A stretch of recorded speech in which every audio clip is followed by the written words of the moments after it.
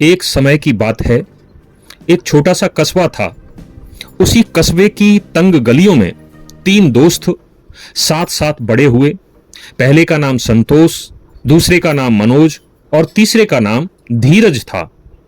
तीनों एक ही स्कूल में पढ़ते थे, एक ही मैदान में खेलते थे और एक ही पेड़ की छांव में बैठकर अपने भविष्य की बातें किया करते थे।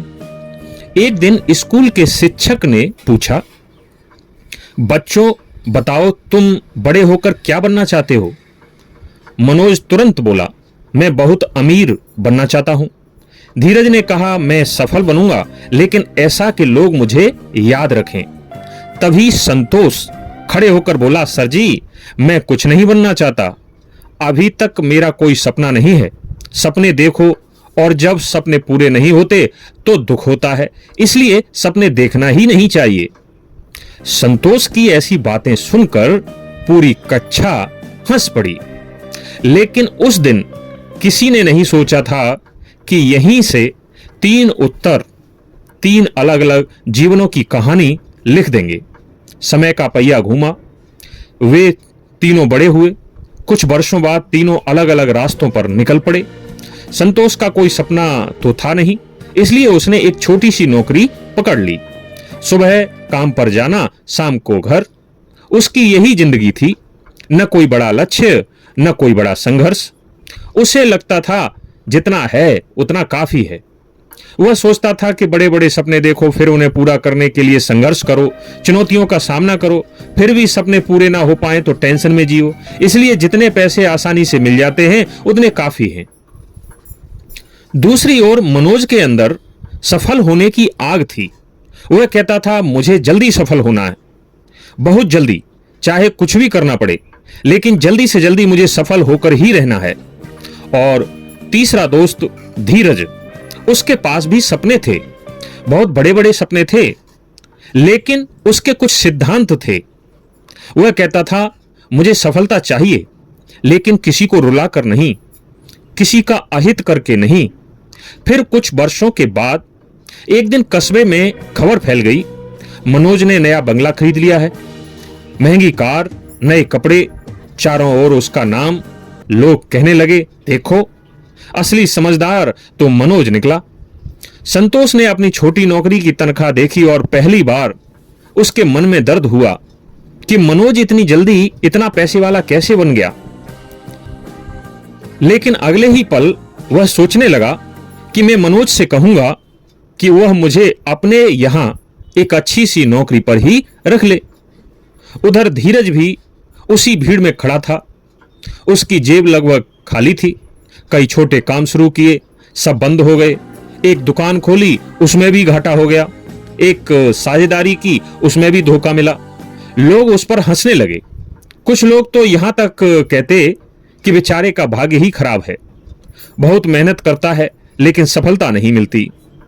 अब धीरज को मनोज की सफलता देखकर यह विश्वास होने लगा कि ईमानदारी से कोई सफल नहीं होता। जल्दी सफल होना है तो अपने सिद्धांतों की, लोगों की और समाज की परवाह किए बिना काम करना होगा। उस रात धीरज देर तक जागता रहा और सोचता रहा कि क्या वह भी कोई शॉर्टकट अपनाए। ऐसे ही चिंता में डूबे हुए धीरज के कई दिन बीत गए। लेकिन एक रात एक विचित्र घटना घटित हुई। धीरज शहर की ही रेलवे स्टेशन पर बैठा था। बहुत तेज बारिश हो रही थी। वह अपने संघर्ष और मनोज की सफलता को सोच सोचकर बड़ी चिंता में था। वह पूरी तरह टूट चुका था। तभी अचानक एक बूढ़ा व्यक्ति उसके पास आकर बैठ गया। उसने पूछा, बेटा क्या बात है, बड़ी चिंता में लगते हो? धीरज ने कहा, मेरे सपने बहुत बड़े हैं लेकिन रास्ता बहुत कठिन है। मैं जो भी कार्य करता हूं पूरी लगन और ईमानदारी से करता हूं। मैं अपने ग्राहकों को न कभी धोखा देता हूं न मिसगाइड करता हूं, लेकिन फिर भी मेरे हाथ असफलता ही लगती है। और दूसरी तरफ मेरा मित्र जिसका नाम मनोज है, वह पैसा कमाने के लिए किसी भी हद तक जा सकता है, कोई भी शॉर्टकट अपना सकता है। वह हमेशा अपने ही भले के बारे में सोचता है, अपने ग्राहकों के भले के बारे में नहीं। और ऐसा करके वह बहुत कम समय में सफलता की बहुत ऊंचाई पर जा चुका है। आज उसके पास लगभग वह सब कुछ है जिसका उसने सपना देखा था। और मेरे सपने तो सपने ही रह गए, एक भी सपना पूरा नहीं हुआ। धीरज की ये दर्द भरी बातें सुनकर बूढ़ा मुस्कुराया, फिर धीरज की पीठ पर एक हाथ रखते हुए और दूसरे हाथ से सामने बड़ी एक ऊंची इमारत की ओर इशारा करते हुए कहा, बेटा, ऊपर पहुंचने के दो रास्ते हैं, एक सीढ़ियां और दूसरी लिफ्ट। लिफ्ट अगर बीच रास्ते में बंद हो जाए तो आदमी वहीं अटक जाता है, लेकिन जो सीढ़ियां चढ़ना सीख जाता है उसे कोई मंजिल तक पहुंचने से नहीं रोक सकता। वह बूढ़ा व्यक्ति थोड़ा रुका और बोला, शॉर्टकट की लिफ्ट इंसान को जल्दी ऊपर पहुंचा तो सकती है, लेकिन संघर्ष की सीढ़ियां इंसान को ऊपर टिके रहने की ताकत देती हैं। इतना कहकर वह बूढ़ा चला गया। धीरज ने पीछे मुड़कर देखा तो वह कहीं दिखाई नहीं दिया। कौन था वह, धीरज समझ नहीं पाया, लेकिन उस रात उसके अंदर कुछ बदल गया था। उधर मनोज की सफलता लगातार बढ़ रही थी। अब उसके पास पैसा ही पैसा था, लोग उसके आगे पीछे घूमते थे। वह कहता था, दुनिया सिर्फ सफल और पैसे वाले लोगों को सलाम करती है, ईमानदारी को नहीं। उधर धीरज अभी भी संघर्ष कर रहा था।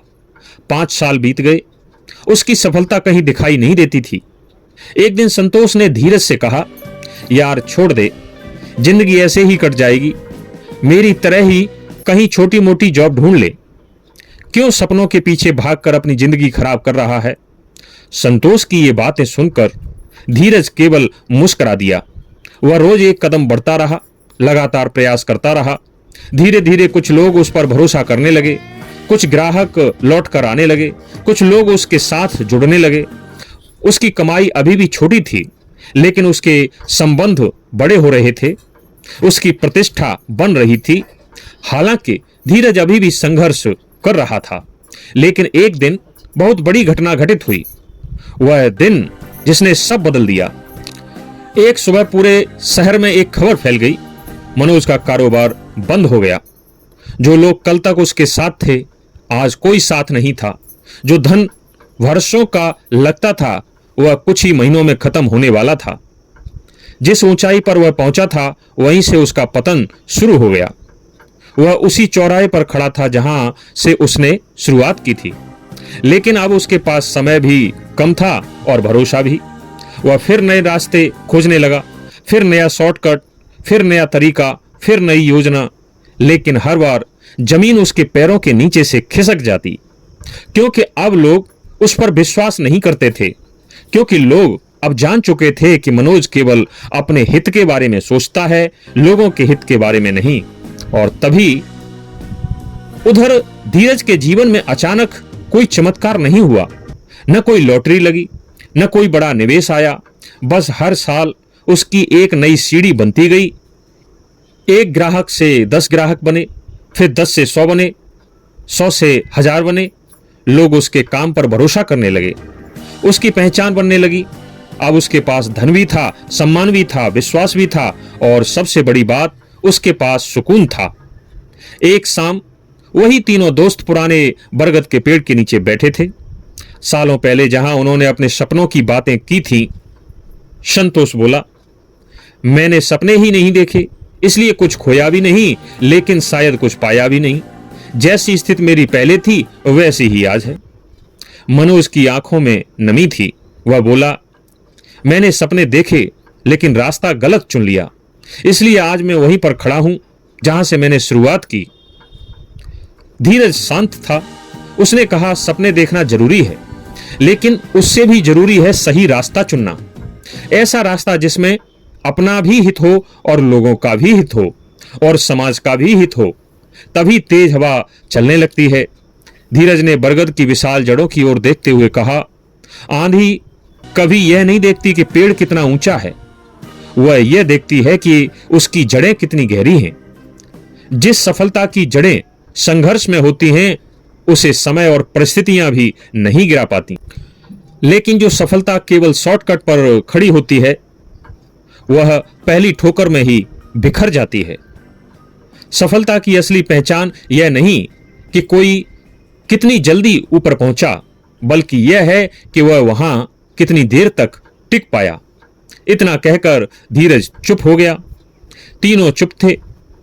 यह कहानी हमें यही बताती है कि सपने देखने वालों के सभी सपने पूरे नहीं होते, लेकिन जो सपने देखते ही नहीं उनके सपने कभी पूरे नहीं होते। शॉर्टकट सफलता दे सकता है, लेकिन स्थिरता नहीं। दूसरों का अहित करके मिली सफलता क्षणिक होती है। संघर्ष से मिली सफलता धीमी होती है, लेकिन स्थायी होती है। धीरे चलने वाला व्यक्ति भी बहुत दूर पहुंच जाता है, यदि वह सही दिशा में चल रहा हो तो, और उसे प्रारंभ से ही यह पता हो कि सफलता की सबसे मजबूत नींव ईमानदारी, धैर्य और निरंतर प्रयास है। और शायद जीवन का सबसे बड़ा सत्य यही है। सपने देखो, सही रास्ता चुनो और ईमानदारी व धैर्य रखते हुए लगातार आगे बढ़ते रहो, क्योंकि मंजिल उन लोगों को ही मिलती है जो रुकते नहीं। आपको यह कहानी कैसी लगी अवश्य बताएं। तीनों दोस्तों में से आप किस दोस्त को पसंद करते हैं कमेंट में अवश्य बताएं। धन्यवाद।